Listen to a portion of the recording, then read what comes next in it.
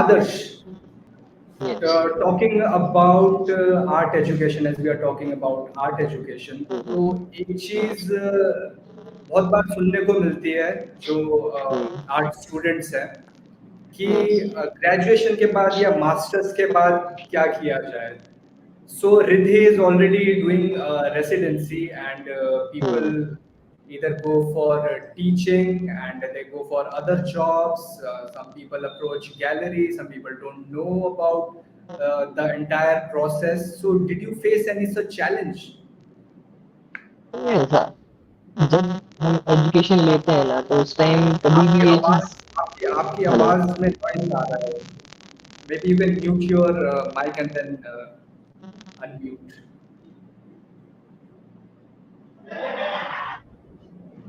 Hello. Am I audible clearly? No, not really. Is it just me, or you guys can hear the noise also?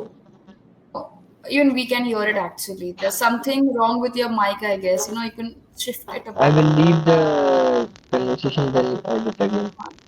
All right.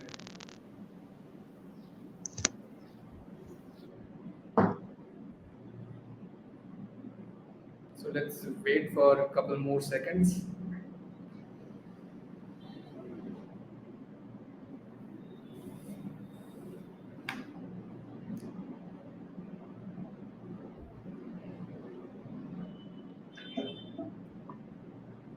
Hello. Hello. Hello. Is it clear now? Yes, yes, yes. It's better. Okay. So जब education के आज education में क्या होता है कि basically हमको skills और प्रैक्टिस के बारे में बहुत चीजें सिखाई जाती है, लेकिन कभी भी ये चीज नहीं सिखाई जाती कि एजुकेशन के बाद क्या, क्योंकि आर्ट फील्ड एक ऐसी चीज है जिसका अवेयरनेस बहुत कम है इंडिया के अंदर। और मैं जिस स्टेट से आता हूँ उस स्टेट में art as a hobby use होता है। आज भी मुझे कई जगह art as a career explanation देना पड़ता है, फैमिली को, रिलेटिव्स को, फ्रेंड्स को, जो भी इंटरेक्शन होता है। सेकंड क्वेश्चन यही होता है कि आप अर्निंग क्या करते हैं, अर्निंग में क्या और क्या करते हैं। तो ये क्वेश्चन होता है और होना भी चाहिए, क्योंकि आर्टिस्ट के अंदर भी एक अवेयरनेस होनी चाहिए। और ये कहाँ से आती है? आर्टिस्ट जब तक लोगों से इन्वॉल्वमेंट ना बढ़ाए, जो प्रैक्टिसिंग आर्टिस्ट हैं उसके साथ कनेक्शन ना क्रिएट हो, एग्जीबिशंस में विजिट ना करे, ये सारी चीजें बहुत इंपॉर्टेंट है। कॉलेज टाइम पे जरूरी नहीं है सबके साथ सिमिलर सिचुएशन हो, क्योंकि हर कॉलेज के आसपास एग्जीबिशंस नहीं होते हैं, मार्केट नहीं होता है उस स्टेट के अंदर, तो बहुत सारी चीजें लैग होती हैं। तो जब हम एजुकेशन ले रहे होते हैं तो हमारी एक रिस्पॉन्सिबिलिटी बनती है आर्ट मार्केट से कनेक्ट करने की। हमको ट्रेवल करना चाहिए एग्जीबिशंस के लिए। इंडिया में अभी बिनालेस भी होने लगे कुछ सालों से, आर्ट फेयर्स होते हैं। तो इससे क्या होता है ना कि हमको कम्युनिकेशन इजी होता है कि कैसे फील्ड में वर्क किया जाता है, फील्ड कैसे वर्क करती है एज एन आर्ट वर्ल्ड। तो ये अर्निंग सोर्सेज बेसिकली कहीं भी किसी भी फील्ड का एक बेसिक फंडा यही होता है कि अर्निंग सोर्स आपको क्रिएट करना है। लेकिन आर्ट का थोड़ा सा अलग वे होता है। सबका माइंडसेट एक नहीं होता है कि हमको लास्ट में अर्निंग ही करनी है। दो ऑप्शंस होते हैं कि कुछ लोग होते हैं माइंडसेट जिनको जॉब करके अर्न करना है, कुछ लोग होते हैं जिनको एज एन आर्टिस्ट प्रैक्टिस करके अपने आप को एक्सप्लोर करके और अपनी क्रिएटिविटी को वर्ल्ड में दिखाना है। हाँ, बेसिकली वो चीज़ सारी कनेक्टेड होती है अर्निंग से, लेकिन वो इम्पैक्ट नहीं होता है जैसे कि बाकी अदर फील्ड्स के साथ होता है कि आपने पढ़ाई करी, आप पास आउट हुए, आपको जॉब मिलेगा और आप एक्सप्लोर करेंगे और आपकी लाइफ चलती रहेगी। तो इसमें मैं ये बोलना चाहूंगा कि आज की जो जनरेशन, आज नहीं पहले से ही, आज सोशल मीडिया बहुत ज्यादा है तो लोगों को बहुत कुछ पता है। मेरे टाइम पे तो सोशल मीडिया शुरू हो रहा था जब मैं एजुकेशन ले रहा था। तो ये चीजें हमारे हाथ में है कि हम दुनिया से कैसे कनेक्ट हो सकते हैं, क्योंकि बहुत सारी चीजें सोशल मीडिया पे ही अवेलेबल है और कोई आके आपको देने वाला नहीं है कोई नॉलेज। जैसे कि अभी रिद्धि जो रेसिडेंसी कर रही है, इसके बारे में लोगों को पता कैसे चलेगा? सोशल मीडिया से ही, और वो अप्लाई भी सोशल मीडिया के थ्रू करेंगे। और ये प्रैक्टिस के लिए इम्पोर्टेंट है बहुत ज़्यादा कि अगर आप जैसे एज एन आर्टिस्ट फील्ड में सरवाइव करना चाहते हैं, आगे बढ़ना चाहते हैं, आपका वर्क और आपका नाम को आगे बढ़ाना चाहते हैं फील्ड में, तो ये पास आउट होने के बाद एटलीस्ट 10 ईयर्स आपको कंटिन्यूअसली प्रैक्टिस करनी है बिना कुछ सोचे कि आप अर्निंग कर पा रहे हैं, नहीं कर पा रहे हैं, या फिर उसका इम्पैक्ट कैसा हो रहा है। बस आपको करना है और दुनिया से भी कनेक्टेड रहना है। डिस्कनेक्ट होके नहीं मिलेगा आज के टाइम पे चीज, क्योंकि सोशल मीडिया एक बहुत बड़ा टूल है हमारे आर्ट के लिए, कि हम अपने आप को रिप्रेजेंट करने के लिए बहुत बड़ा एक प्लेटफॉर्म है। अगर हम रिप्रेजेंट नहीं कर रहे हैं तो दूसरा कोई आपको रिकॉग्नाइज नहीं कर पाएगा, और वो चीज जो नहीं कर पाता उसको वो अपॉर्चुनिटीज नहीं मिलती है, और जो कर लेता है तो वो कम मेहनत में भी आगे बढ़ सकता है, क्योंकि बहुत सारी चीजें अवेलेबल हैं ऑनलाइन। और मैं भी जैसे रेसिडेंट, अभी मैं भुवनेश्वर उड़ीसा में हूँ, जो कि ललित कला एकेडमी से मुझे रेसिडेंसी मिला हुआ है फॉर अ ईयर। तो मैं उसमें एज एन आर्टिस्ट यहाँ पे प्रैक्टिस कर रहा हूँ। तो ये सारी चीजें आर्ट आर्ट करियर के लिए बहुत इंपॉर्टेंट है। पास आउट होने के बाद थोड़ा टफ होता है सोचना कि क्या करना है और क्या नहीं करना है। तो ये चीज एजुकेशन के ड्यूरेशन में हम फाइनलाइज कर लें कि एज एन आर्टिस्ट हमको प्रैक्टिस करके एग्जिबिट करके रेसिडेंसीज और ये सब में इन्वॉल्व होना है, या फिर जॉब करनी है। ये चीज पहले ही फाइनलाइज होना बहुत जरूरी है पास आउट होने के। Right. I would like to know, Chandrapal, आपका क्या कहना है इसमें? And the next follow question is, अबीर इंडिया फर्स्ट टेक के बारे में आपको सबसे पहले कैसे पता लगा? थ्रू सोशल मीडिया और through any other channel? Social media से पता चला। मेरे एक सीनियर है जिंटू कलिता, ग्राफिक्स से, वो भी अवार्ड विनर रहे हैं। तो मैंने देखा उनको अवार्ड लगा है, तो मैंने भी अप्लाई किया। तो डिटेल पता करके तो काफ़ी आसान रहा कि वहाँ आबिर में अप्लाई करना, और अवार्ड लगा। जो इस तरह से इवेंट है जो काफ़ी हेल्प करती है आर्टिस्ट लोगों को। इवेंट है, स्कॉलरशिप है, फेलोशिप है, ये सोशल मीडिया बहुत हेल्पफुल है। आदर्श का कहना एकदम सही है। इसमें आप और कुछ और ऐड जैसे, करना चाहेंगे? हाँ जरूर सर, जैसे सबका फैमिली बैकग्राउंड हो गया, उसका सराउंड हो गया, बहुत कुछ इफेक्ट करता है। जैसे मैं इतना टिपिकल गांव से आता हूँ कि मेरे घर वालों को भी नहीं पता उनको मैं करता क्या हूँ। फार्मर फैमिली से बिलोंग करता हूँ, उनको ये भी नहीं पता आर्ट होता क्या है। उनको लगता है ये गोदड़ी जो सिलाई होता है ये ओढ़ने बिछाने का है, तो ये क्यों कर रहा है लड़का होके। मैं इस चीज को फेस करता हूँ कि ये क्यों करता है ऐसा काम, ये तो लड़का है, और ये आर्ट कैसे हो सकता है, ये कैटलॉग में कैसे छप सकता है। वो भी मैं बोला कि मेरे को आबिर में इंडिया में अवार्ड लगे, इसके लिए मुझे फ्लाइट दिया गया है, जो मेरी लाइफ का फर्स्ट फ्लाइट था। मुझे बहुत खुशी हुई। मैं तो अभी जा सकता हूँ इस आर्ट के थ्रू, बाकी जो फर्स्ट फ्लाइट आबिर इंडिया के थ्रू मिला। तो मैं बचपन फ्लैशबैक चले गया, जहाँ हम 5th क्लास में केवल 11 स्टूडेंट थे, 11 स्टूडेंट और एक टीचर्स। तो हम फ्लाइट की आवाज को सुनकर स्कूल से बाहर आ जाते थे।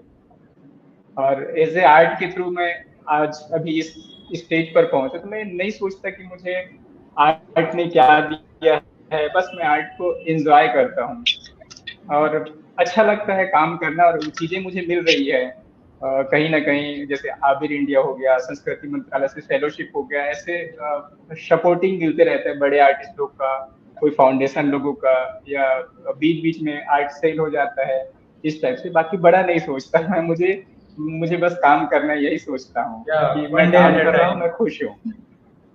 Right, जी। right, right. And how about और you, Anshu?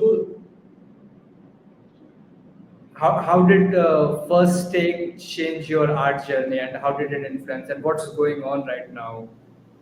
Okay, so basically, the first take when it happened, I was in my bachelor's fourth year. Like, so that time, that one opportunity led us, okay, right.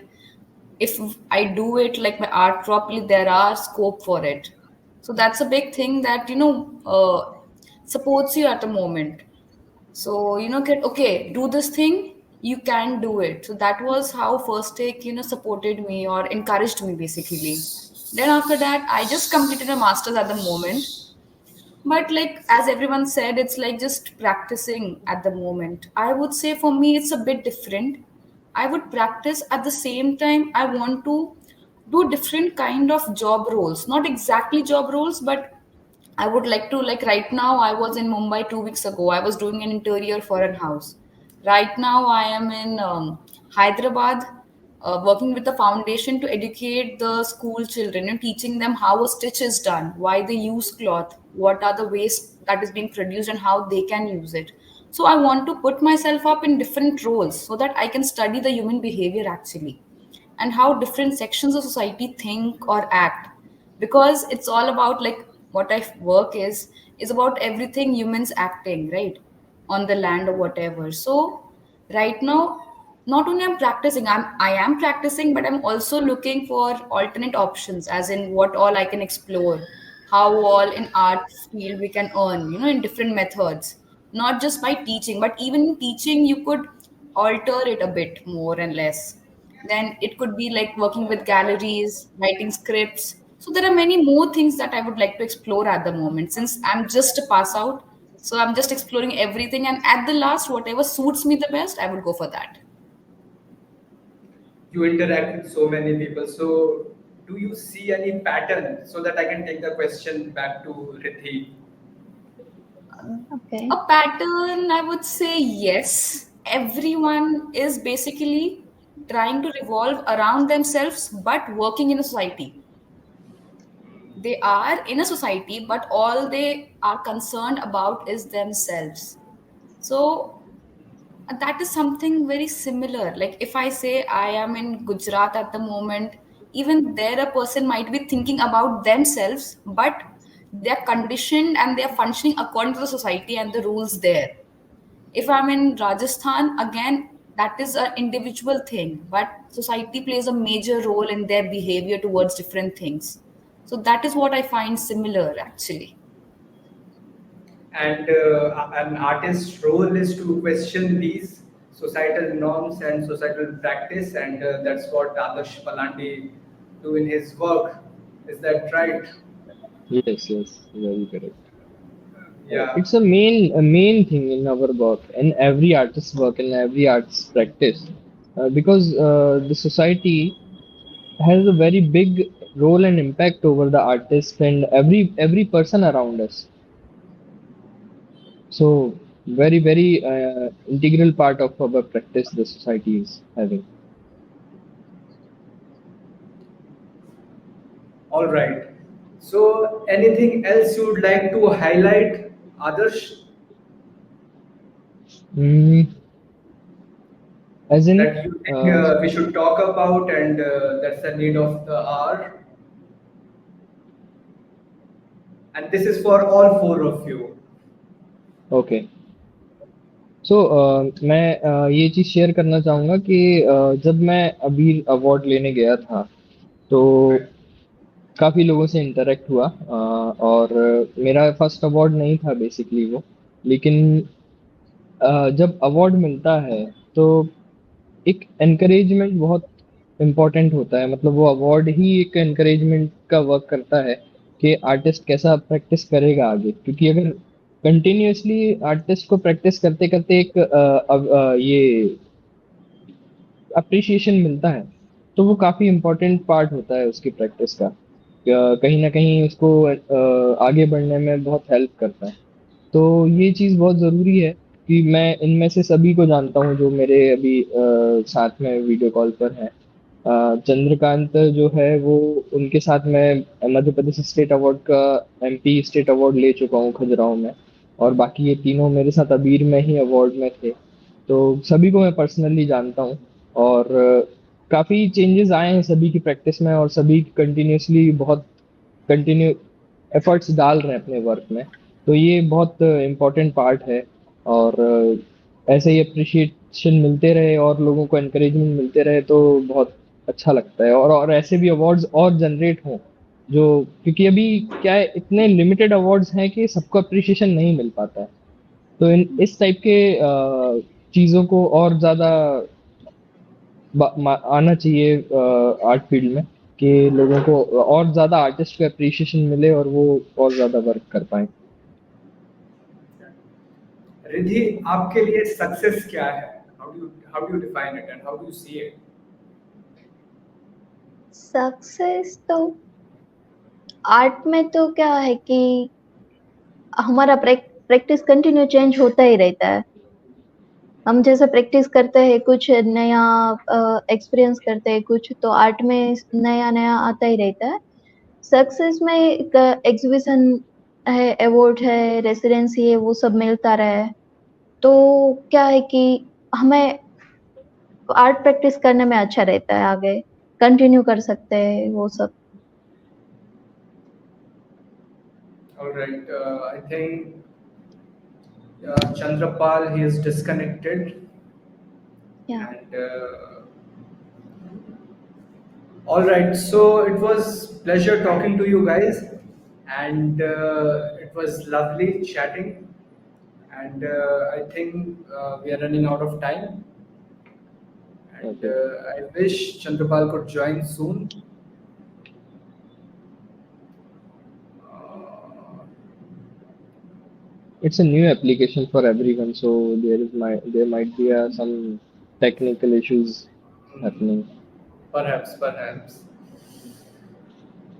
So anyway, thank you so much, Riddhi, Chandrapal, Adarsh, and Anshu, and many congratulations for First Tech 2022. And Thank you so I'm much. sure you guys are keeping a tab you. on what's happening with Abir and in India's contemporary art scene. And I wish you all the best. And thank you so much for taking out time